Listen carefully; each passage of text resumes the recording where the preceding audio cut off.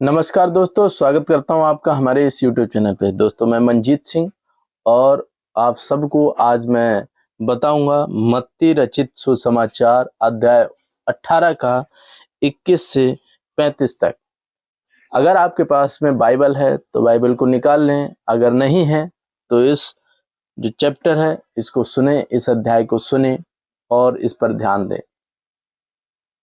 मैं पढ़ता हूं और आप सुने। यदि आपके पास में बाइबल है तो आप उसको निकाल लें। तब पतरस ने पास आकर उससे कहा, हे प्रभु, यदि मेरा भाई अपराध करता है तो मैं कितनी बार उसे क्षमा करूं?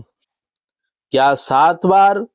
यीशु ने उससे कहा, मैं तुमसे यह नहीं कहता कि 7 बार तक, वरन 7 का 70 गुना तक। इसीलिए स्वर्ग का राज उस राजा के समान है जिसने अपने दासों से लेखा लेना चाहा।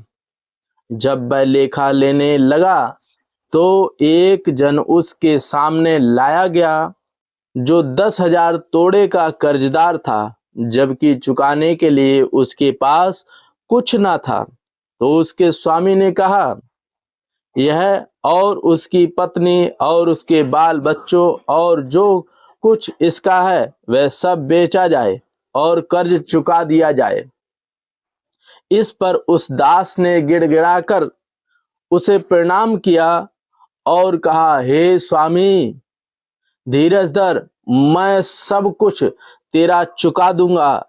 तब उस दास के स्वामी ने उस पर तरस खाकर उसका सारा कर्ज क्षमा किया। परंतु जब वह दास बाहर निकला तो उसके संगी दासों में से एक उसको मिला जो उसका 100 दीनार का कर्जदार था। उसने उसे पकड़ा और गला घोटा और कहा, जो कुछ तुझ पर कर्ज है भर दे। इस पर उसकी संगी दास गिड़गिड़ाकर उससे विनती करने लगा। उसका जो संगी दास था उससे गिड़गिड़ाकर विनती करने लगा, धीरज धर, मैं तेरा सब कुछ भर दूंगा। उसने ना माना और उस कर्जदार को ले गया और तब तक वहीं रखा। जो ये सारा काम था उसके संगी दासों ने देखा और अपने स्वामी को पूरा हाल बता दिया। तब उसके स्वामी ने उसको बुलाकर उससे कहा, हे दुष्ट, तूने जो मुझसे विनती की थी तो मैंने तेरा वह पूरा कर्ज क्षमा कर दिया। इसीलिए जैसे मैंने तुझे दया की वैसे ही क्या तुझे भी अपने संगी दासों पर दया करना नहीं चाहिए था? और उसके स्वामी ने क्रोध के में आकर उसे दंड देने वालों के हाथ में सौंप दिया। जब तक वह सब कर्ज भर ना दे तब तक उसके हाथ में रहे।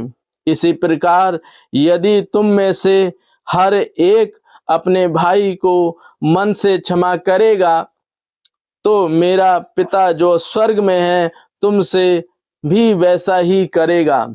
ये वचन कहता है कि यदि आपका भाई है और जो गलती करता है और उसकी गलती को आप कितनी बार क्षमा कर सकते हो?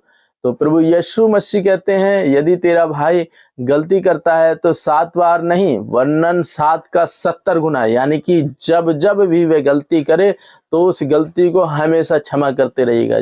ठीक उसी प्रकार से यदि परमेश्वर ने आपके पाप क्षमा किए हैं तो आप भी दूसरे के पाप क्षमा करें।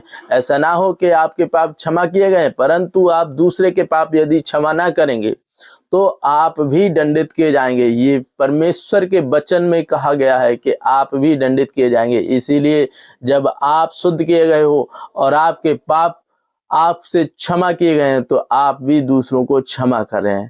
और ये वचन आपको सिखाता है कि आप हमेशा लोगों को क्षमा करते रहें। जबकि यहाँ पर भाइयों के विषय में कहा गया है कि जब भाई आपका गलती करे और उसको अनंत, मैं तो यही कहूंगा कि 7 का 70 गुना, यानी कि अनंत, जब जब भी वह गलती करे तब तब उसे क्षमा करें और उसे परमेश्वर के विषय में बताएं ताकि वह धर्मी रास्ते पे चल सके और दोबारा पाप ना कर सके। तो हर बार आपने पाप को क्षमा करना, क्योंकि आप भी परमेश्वर की वजह से पाप से क्षमा किए गए हैं। तो आप भी लोगों के पाप क्षमा करें और सभी को माफ करते रहें।